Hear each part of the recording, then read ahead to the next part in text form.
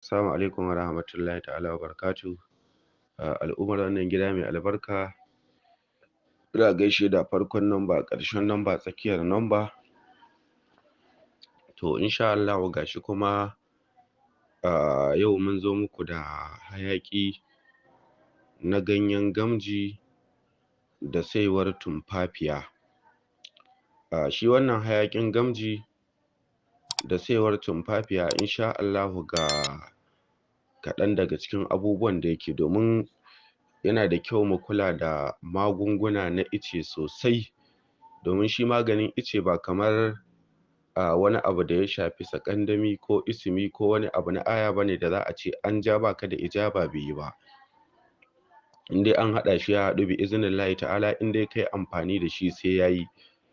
Shi wannan hayaƙi na gamji da saiwar tumfafiya magani ne na kumburin jiki a dalilin iska. In dai da wani kumburin jiki wanda dalilin iska ne aka same shi, to in Allah ya yarda zai sace. Kuma yana maganin ciwon kai na iska da daji, na iskan daji ko kuma da daji. Yana maganin haɓo, wato nose bleeding. Idan mutum yana yawaita haɓo insha Allahu in dai ya samu wannan magani, ya samu wannan ganyen gamji da saiwar tumfafiya insha Allahu zai daina. Kuma shi wannan magani yana maganin idan mutum yana tsananin ciwon kai na ba gaira ba dalili, to in Allah ya yarda idan yayi wannan hayaƙi zai daina. Domin maganin ƙaiƙayin jiki da ƙurajen jiki na iska, idan mutum yana fama da ƙaiƙayin jiki da ƙurajen jiki irin na iska da za ka ga sun feso mishi insha Allahu zai daina. Domin maganin fargaba da jin tsoro da firgici a cikin bacci ko a cikin ɗaki mutum shi kaɗai, to in Allah ya yarda in dai yana amfani da shi zai daina.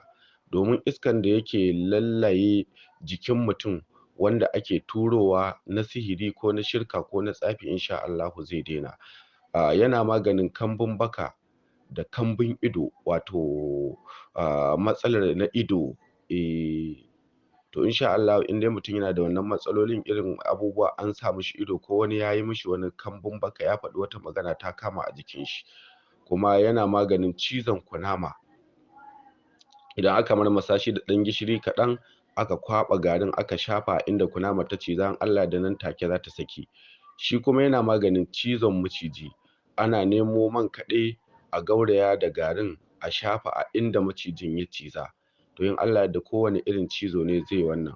Hayaƙin nan yana korar miyagun ƙwarai da gaske daga gida. Duk inda mayu suke a gida za su tafi. Yana maganin miyagun iskoki wanda suke addabar gida da daji. Yana maganin cizon kare mai dafi. Yana maganin tsananin rashin lafiyar taɓin hankali. Yana maganin ƙaiƙayin jiki da fesowar ƙuraje a fatar jiki. Yana ƙone mugun aiki ko mugun sihiri ko abubuwan da al'amuran mutum suke toshewa. Yana maganin namijin dare ga mace. Kuma yana maganin haka irin mace wadda an yi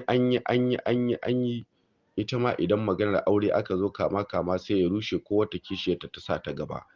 To insha Allahu idan mutum zai aiwatar da shi wannan hayaƙi na gamji da saiwar tumfafiya, to insha Allahu don neman ƙarin bayani dai ana iya kiran mu a 081 300 10609. Mai magana Alaramma, wanda aka fi sani da barista, wanda ake malakabi da maji daɗin rauhanai Zaria. Wato idan an nemo wannan ganyen gamji ɗan daidai misali, sai a samo saiwar tumfafiya ɗan tafin hannu, sai a haɗa su a daka, sai a shanya su ya bushe, sai a haɗa su a daka, a sa turaren idan an sa insha Allahu za a ɗan samu garwashin wuta a kasko ko a tire ko a ɗan faranti haka, amma an so a yi shi a kaskon.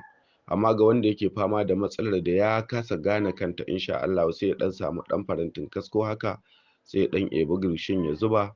Idan ya zuba a cikin insha Allahu ya dinga turara jikinsa da shi kwana 3 zuwa kwana 7.